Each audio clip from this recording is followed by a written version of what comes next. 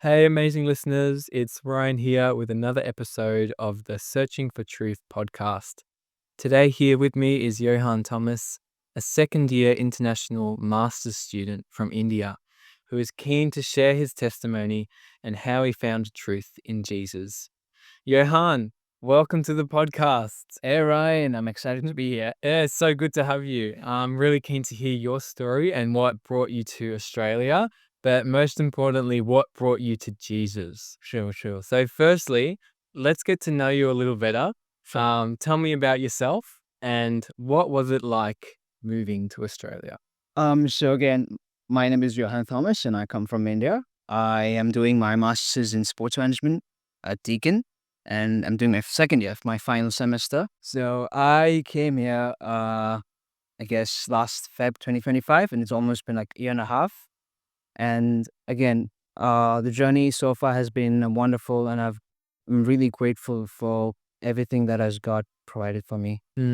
What was it like being in a completely new country for 2 years?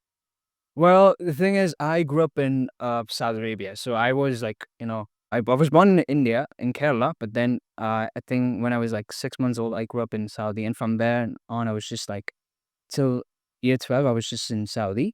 So again, I was in a different country, and I did my bachelor's in India. So it wasn't like really hard to adjust because I grew up in a completely different country.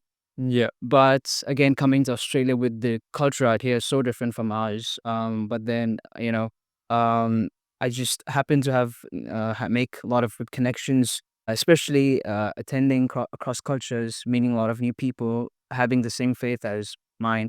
Yeah. Just like meeting people like you, and it's such a wonderful experience, and I'm really really grateful for the journey, for everything. Yeah. Yeah. What's it like being away from family?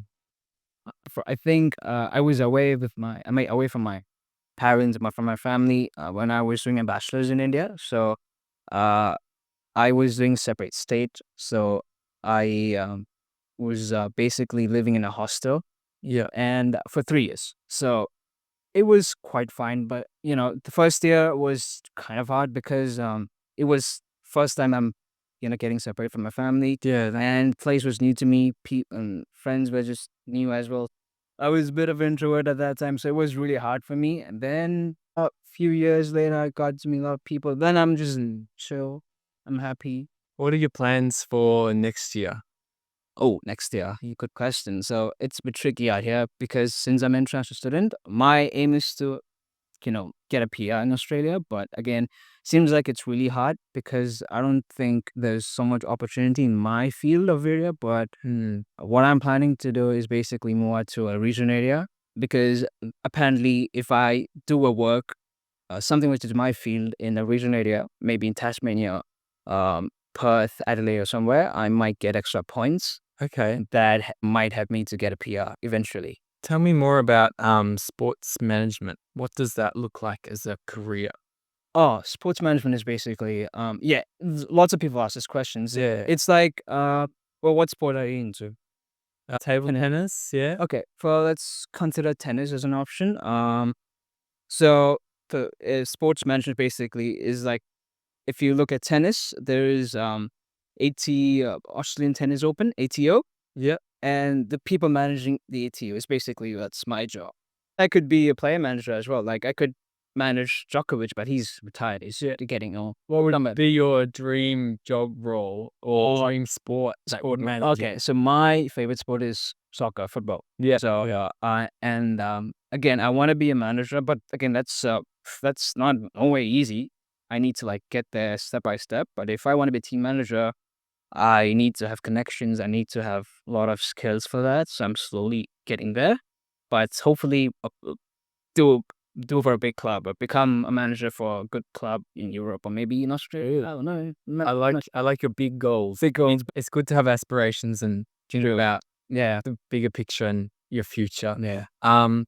What other big goals do you have in life outside of your career, whether they're part of your faith, your aspirations, what drives you as a person?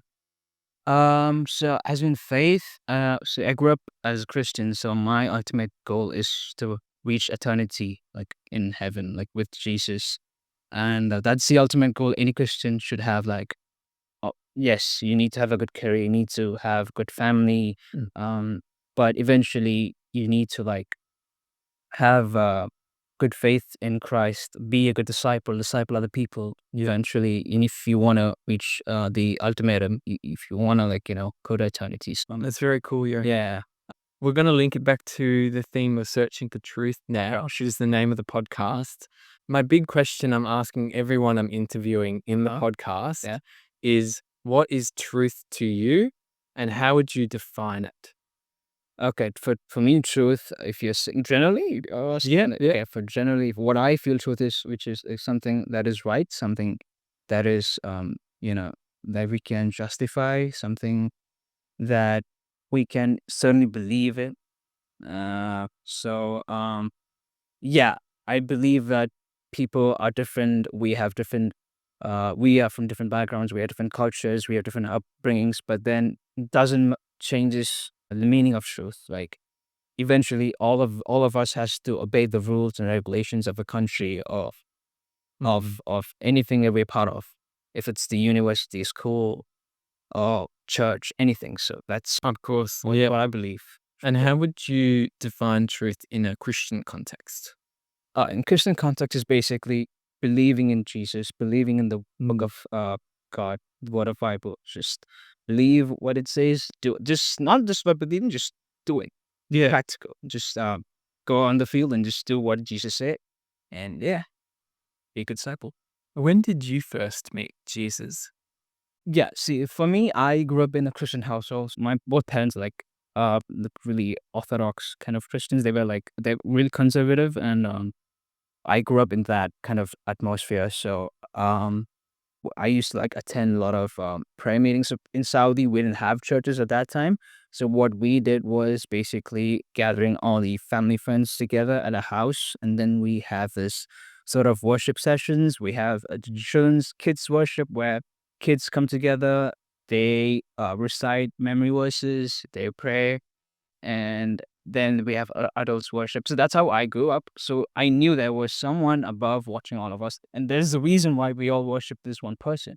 So, and eventually, I had this experience with God as well. So that is how that's why I believe there is someone above, and that I can trust in, and he is making a way for me. And I think going to different people's houses and using a house as a church is really powerful. Yeah, Because back in Jesus's time, that's what they used to do. They didn't have the church. exactly. It was formed. Yeah, So they just gathered in people's homes and shared the good news. And yeah, you can still worship God. You can still learn about God outside of a church setting. yeah. Because God is with us Sure. wherever we are. I want to hear more about your experience meeting Jesus. Did you say there was a specific time in your life? Look, as I said, I grew up in this household, in this atmosphere. So I tend to believe there was someone, but then certain experiences, like I'll tell you a small example, Yep. was crazy. Okay, this happened in like eighth grade. Again, I'm a big fan of football, and I wanted to join in for one of the inter houses competition that the eighth graders managed to like conduct, and I was left out. Like, no one invited me to be a part of the team, so I felt bad, and I was like, "Oh, because I'm a big fan of football. I want to play there." And none of them invited me, and I was like, I felt bad. And I walked into the tournament, and I saw all of them like wearing jerseys and stuff, waiting to play. I'm like, oh, wish I could just be there. And I just kind of asked to God, like, I was just like, God, like, just one position somewhere. I just want to play for a team. That's it. Like, I don't care if that's the stack team, the best team, or the Yeah. worst. I just, any team. Just want to play. And just moments later, literally, I just said this. Maybe a minute later, a guy just comes right at me saying, "You play football, right? Our our team requires one player. Can you play for us?" I'm like, "Sure, why not?" And that's when I realized, oh, it is like God listens to the most silliest, like, Yeah. how silliest wishes of us. So God listens to everything. everything, Everything. everything. But this was the most silliest, because if God still doesn't like answer to my things, I wouldn't still like lose faith in him. It was just those kind of things literally helped me grow more faith in him. So which is well, So experience. Yeah, there was a moment that you realized that God is there, God is no matter what. there. No matter what you're doing, no matter what you're praying for, Exactly. God's always listening. Yeah, And yes, God will answer our prayers sometimes, and other times He won't. But there will always be a reason exactly. if He answers your prayer or if He doesn't answer your prayer. Exactly. He might be trying to grow you in an area, grow patience in you. You're wanting something and you're praying for it, but you're not getting it. Exactly. Maybe God is trying to grow patience in you True. so that you become a better person, Yeah. and a better disciple, Exactly. but more like Jesus. Yeah. Yeah. How would you say that Jesus has changed your life? Okay. The best example I could give you is my time in bachelor's. Like I was in like a place called Chennai doing my bachelor's in commerce, and the first year was again really hard for me because I didn't make much of friends, um, and there was also a bit of ragging happening. Okay, yeah, it was difficult time for me, and again the first time away from my parents, away from the fellowship I had back in Saudi. So again, it was the easiest time for me to like, to forget God and go into the, sinful way. Yeah. And people around there were too, not really something you want to be with, like, people you don't want to look up to. Like there are a lot of people who drink and smoke and stuff. So, um, I had a lot of ways to get into, but, to So there was a lot of different people who might have been trying to pull you into different directions. exactly who could have been a bad influence. Yeah. But again, God was there eventually to like speak with me. I never stopped praying, even though certain days were really hard for me where I couldn't even, just wake up and read the Bible. Did you ever doubt your faith at that time? I didn't doubt. I knew there was like if I'm struggling, it's because God is working with me. He wants me to, be more, humble or be more just face the struggle so that I can achieve something greater. Yeah. And it's always as a Christian, I don't think your life is always going to be at high level. It's always going to be like ups and downs in your life. Yeah. And even coming to Australia, I have my ups and lows. It's always, I mean, even though I'm happy for everything, there has been ups and lows, and I've always uh thanked God for everything, for every bit of it. So I was talking to Mitch last week, uh-huh. and we were talking about how if you live as a Christian, your life's not going to be easier than if you're not a Christian. Because you follow Jesus, it doesn't mean that everything's going to go your way or everything's going to be perfect. Exactly. Because those days are yet to come. Exactly. In this life, we're still going to face many trials and many challenges. Exactly. Yeah. And many temptations from the devil. So Exactly. we have to learn as Christians to remain strong in our faith and have that really strong foundation so that when these challenges do arise, and they will arise throughout our whole life, that we're ready to go, no, I'm not going to follow the ways of the world, and I'm going to try and stay in line with Jesus. Yeah. Jesus' way. Exactly. It's a challenging thing. It's a big thing in life that we always want things to be easy. We want the easy way out. Exactly. Yeah. And in a way, not following Jesus is the easy way out. There's people around you that are going to do different things to you. And those people are always going to be there and trying to influence you. But it's not easy to live as a countercultural Christian in a world where we're so pro-culture and so fixated on things like sin and things like money and fame, status, and all those things which bring corruption to our world. The easy way is to follow those things like the rest of the world, but the hard way is still going to do. Exactly. I've been told by my parents that reading again, um, having relationship with Christ is not going to be easy. Like again, you can lie every time and you can get away with things, and life may be easy for you, but knowing the truth in Jesus is, again, the road you take is going to be filled with a lot of rocks, a lot of uh, trials and tribulations, a lot of Yeah. yeah. It's just gonna be so hard for you to like take that path. It's gonna be long, not no shortcuts. It's just gonna be long, dead ends everywhere. Maybe God opens another road for you. Yeah. Yeah, you have to walk on that path. And unfortunately, we're still in our sinful bodies. So when we turn to sin, and although we know we're going to be forgiven, we shouldn't be using Jesus' forgiveness as an excuse to sin. Yeah, Like we shouldn't go, okay, well, I'm going to be sinful anyway, so that's okay because Jesus gives that. yeah, We as Christians, we should be striving to be less sinful, exactly. less sinful people. Yeah.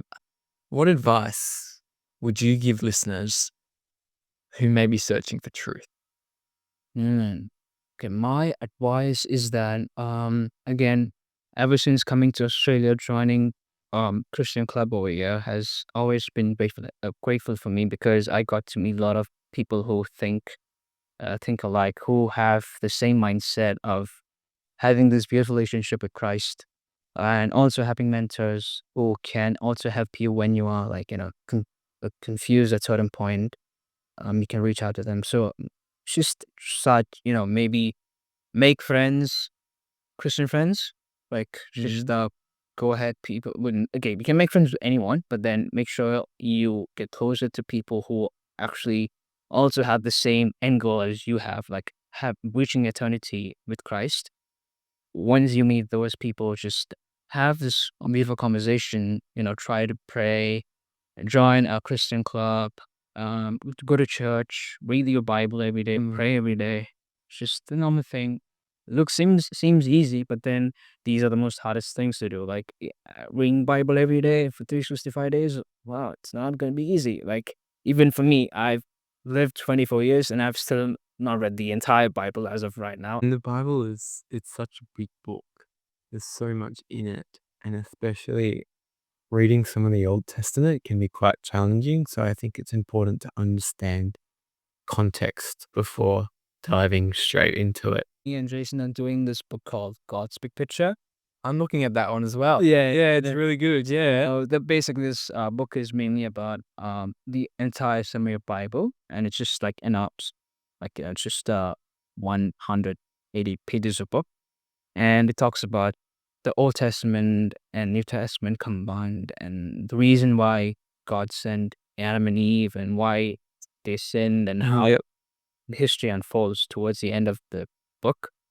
And the most fascinating thing is that, okay, with Jason as mentor, I got to like understand again, Old Testament for me is really hard. It's not easy. I've read books. Yeah. It's not easy. So reading this book actually helped me to like clarify certain things of Old Testament. Now I know the picture, like what's Old Testament like. And New Testament is just all about Jesus. So that is easy, except for Revelations, which is a bit tricky, but eventually, yeah, I'm getting there. So it's a good overview, and it breaks down the Bible and the context. It helps people, especially new Christians or people or non-Christians who have never read Bible before, to understand every single depth or single lines of every chapter in the book. If listeners out there are searching for the truth and are unsure about Christianity, what would you recommend the first thing they should do? Is to again attend. Okay, if you are doing uni, please do attend join Christian clubs, Join a Christian club. Christian Union. Very cool. Very cool. Like we have uh like a lot of students who can help you out, can make you like help you reach out to a mentor, and from there on you can just understand maybe the basic of the Bible, the basic of the entire term Christianity, and then you're like, I mean, if you're interested, then you can slowly go into Bible. Or maybe if you're into movies, go watch The Chosen. The Chosen is great. The Chosen is great. Passion of Christ. Yes, yep. That's again. So if you are a movie buff, go for that. If you are into books, read the Bible. Yeah, I think it's a really big takeaway to connect with other people who have Jesus in their life and ask them and go, well, why do you believe in this guy? Why this guy lived 2,000 years ago? He's ancient now. Why is he relevant to today? And I think listening to other people and why exactly their story and why they believe that Jesus did die and did rise again Exactly. and what it means for their life, so that the person searching for truth can go, oh, okay, so you believe that this is the real truth to the universe and that you do have to follow Jesus in order for salvation. Yeah. And I think, yeah, listening to people, talking to people, and getting involved in like Christian clubs is a really Yeah. great way to do that. Well, thank you, Johan. This episode has been really insightful. Thank you for You, having me. yeah, that's all right. I think you've really captured the essence of what truth is, and it's really good to hear your story, and then what listeners can do if they're searching for truth, and that is connecting with people and hearing from different people's perspectives and stories. Um, yeah, thank you again, Johan. It's good to have you. Thank you so much, Ryan. Thank you for having me. Alrighty. Thanks for listening, amazing people, and stay tuned for the next episode.